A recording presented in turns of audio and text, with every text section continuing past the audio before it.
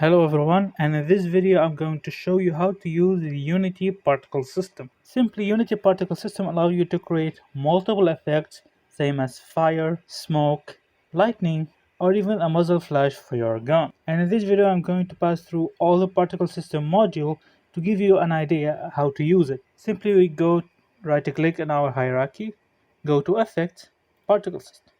This will create the default particles in our scene. And here we have all the modules, which you can see some of them are already enabled by default. We're going to start with the particle system, which contains the most important setting for our particle, saying the duration of our particle, looping should our particle loop, and the lifetime of our particle and the speed of them. Simply you can mess up with these settings to the way you want and how much you want, or you can change the size of these particles, their speed, and how they are stimulated. If you want them to be attached to the game object that actually emits them, or should we simulate them in the scene, which is the world, and the number of the particles, or should they be played on awake or no. You can mess up these settings and choose the one you want, and most of the time they are self-explanatory. Now going to emission, the emission will actually handle the creation of our particle. Same as the rate of our time, the number of particles emit per second, which is if we turn that to 1, it will emit 1 particle per second, and rate over distance, how much distance we need to move to create particles.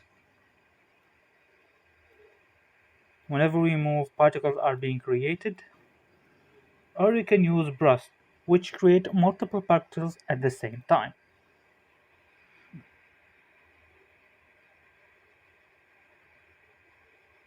Good. Then we go to the shape module, which allows us to control the shape of the emitter for our particles. The default one is cone. We can change that to atmosphere or even donut. A mesh, which is actually can choose the mesh you want. I'm going to choose a random mesh now. This will be the shape of our emitter. Of course, other setting control if there was a texture, the direction of our particles, and even you can choose a sprite if you want to. What are we going to put into the cone at this moment? You can even choose the radius of your particle if you want. All in all, this module actually controls the shape of the emitter for the particle, which is if you want the particle to be created in the center or around the corners and the scales of. You can even randomize the direction. And for the third enabled module in our particle system is the renderer. The renderer actually controls the shape of our particle, whether you want it 2D or 3D. Same as here, this is actually billboard 2D. I can change it into vertical or horizontal, and even I can use a custom mesh. I'm going to pick this mesh here. Now you need to disable the GPU instancer, and here we go. Now of course we need to pick a particle,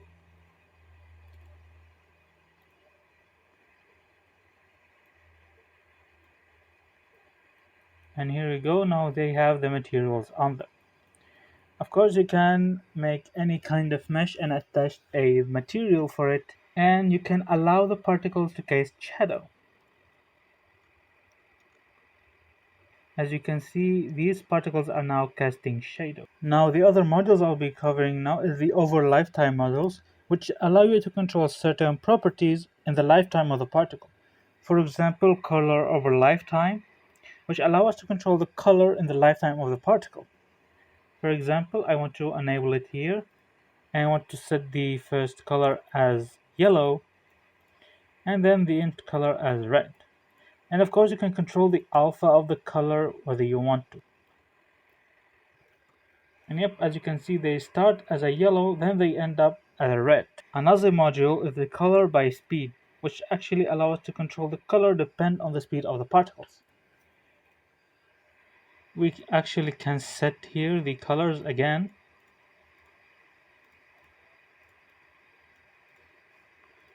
Now since the speed is 1, they're going to be green.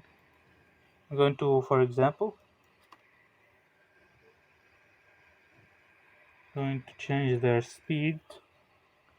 And as you can see, this is allow you to control the color by the speed of the particle. Another thing that it is size over lifetime, which allow you to control the size of the particle over the lifetime. So for example, I want them to start big and go small. And you can use the separated axes to control different size of each scale, like the X, Y, and Z. Another is the size by speed. Self-explanatory, same as the color by speed, allows to control the size of the particle depend on its speed.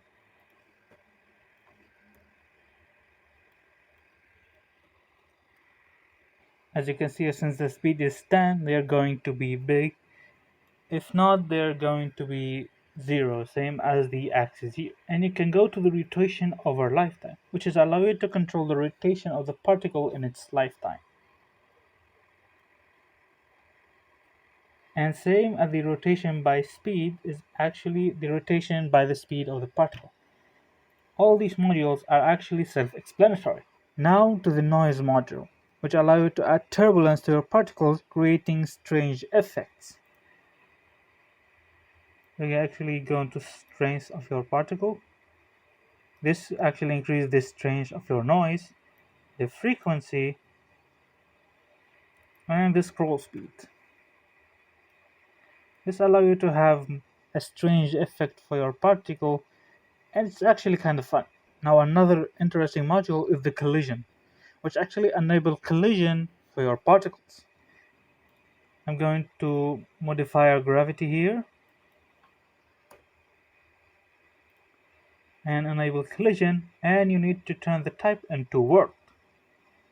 As you can see, the particles now collide with the plane. Specifically, they actually collide with any game object in your scene. You can actually go to the collision quality and set it to multiple stuff, same as medium. As you can see, not everything works perfectly, or low. This will depend on the optimization of your game and the requirement. Now you can set to the collision width. Now it's filter everything. You can choose a specific tag for your particles to collide with.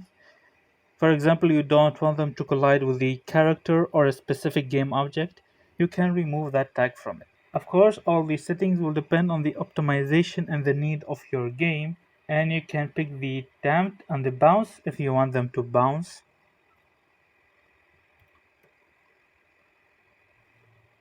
Increasing the bounce factor actually makes them bounce even more.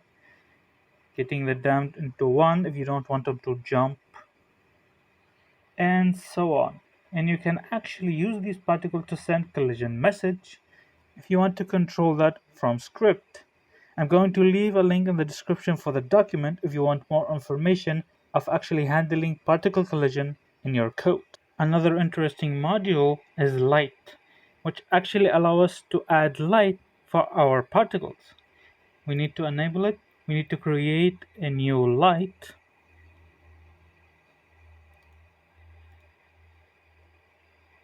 I'm going to put this like far away and go to our particle and assign that light in the light field.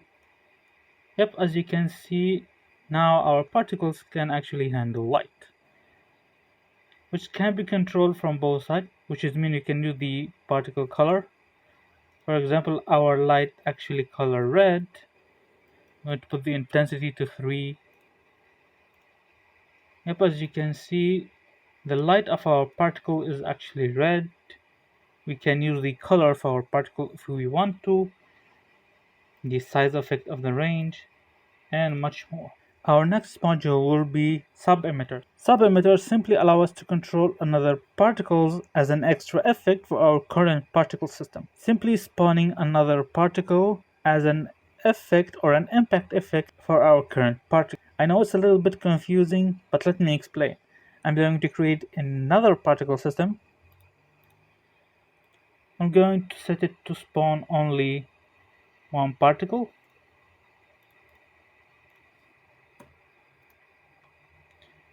And I'm going to make this spawn 5 particles.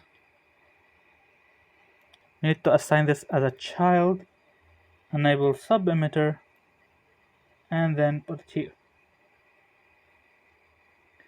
As you can see, our particles are actually emitting another particles as an extra effect. This is useful for like smoking or fireworks, for example. Another interesting module is the trail.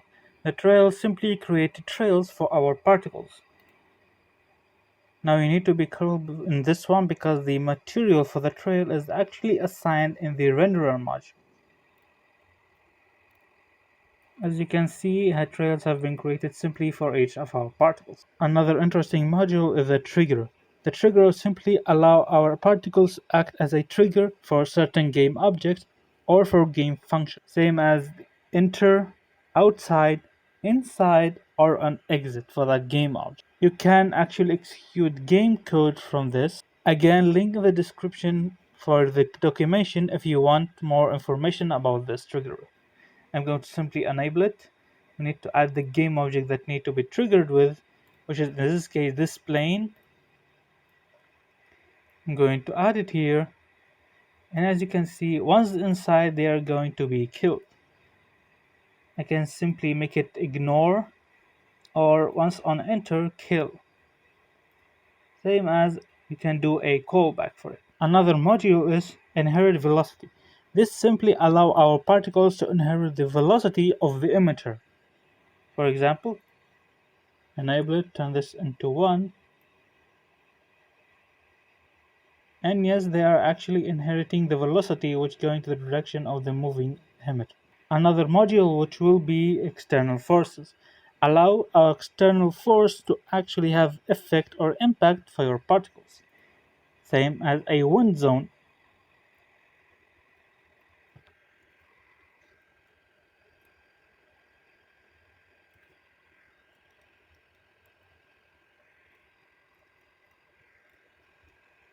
As you can see, the particles are being affected by our wind. And finally, we have our custom data. This will simply allow you to actually attach custom data for your particles alongside with some custom shaders. Alright, this is simply all the modules you have in your particle system. Now it's up to you to create your own particle or at least have fun experimenting with it. If you want more information about the particle system, I'm going to put a link in the description for Unity doc. Alright, I hope you enjoyed this video and would like to see you next time.